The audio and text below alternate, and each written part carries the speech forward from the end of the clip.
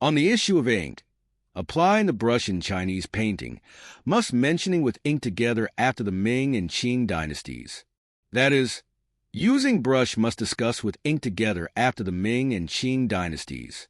On the one hand, in general the factors of historical accumulation surpass those of ancient times.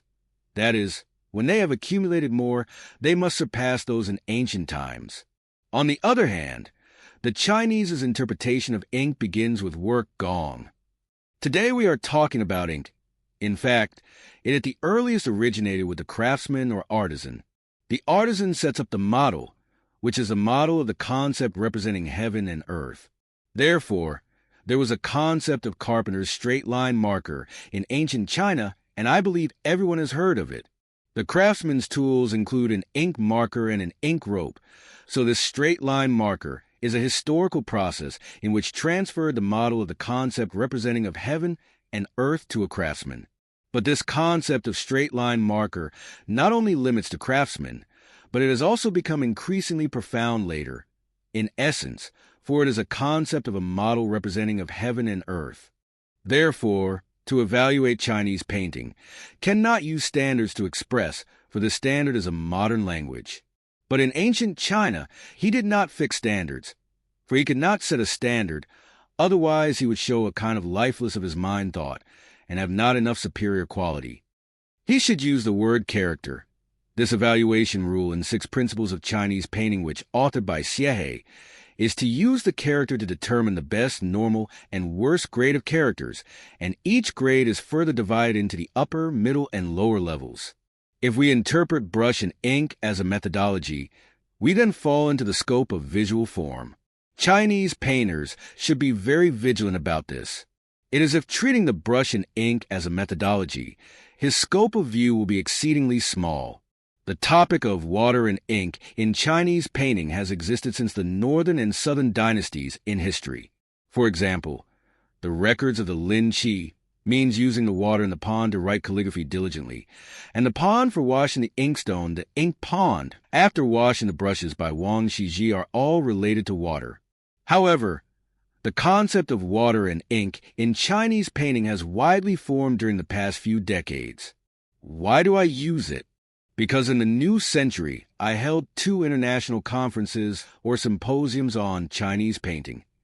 I have used the concept of Chinese water and ink in the first time. I did not particularly emphasize this water and ink later, because when people did not fully understand the history of this water and ink, they would treat it as a methodology.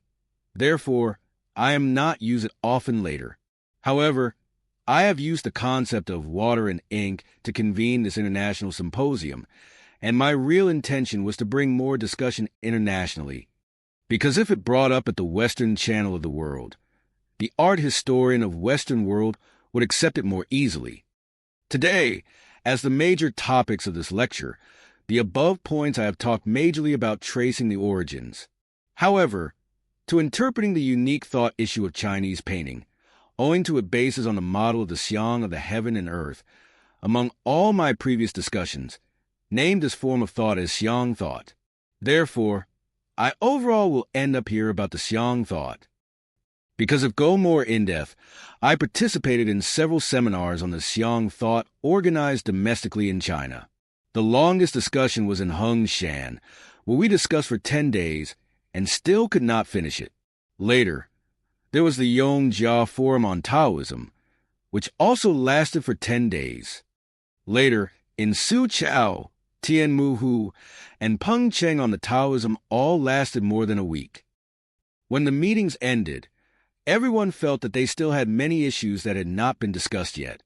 Therefore, xiang thought is an issue related to the literary heart of the Chinese painting, which need to explore further in depth in the modern Chinese culture. The literary heart is the one in the literary heart to carve dragons. All the previous, I just hastily initialed the beginning about the topic of tracing the origins. Next, I will talk about the second topic of inheritance. Chinese painting is not an ordinary subject. It can say that it represents a living form with the source of mind of Chinese culture. It is not only related to the characters, but poetry, calligraphy, and painting, calligraphy, and music are also inseparable from it. Therefore, it must have an issue of students inheriting from teachers. This reminds me of a passage in the Warring States period in which Zhuangzi narrated a conversation between Confucius and his disciple Ping-Hui. That is, Confucius asked Ping-Hui, "What is sit and forget?" How did Ping-Hui answer? Leaving the body and forgetting the knowledge, then becoming united with the great universe. Just 2 short sentences. The thought span goes beyond the psychological scope. It is as if I am connecting to the universe myself. This called sit and forget. After heard the reply from Ping-Hui, Confucius says, "I am willing to follow and travel with you." You see, this kind of relationship between a teacher and a student is something our ancients were able to achieve, and I think we can do it today as well.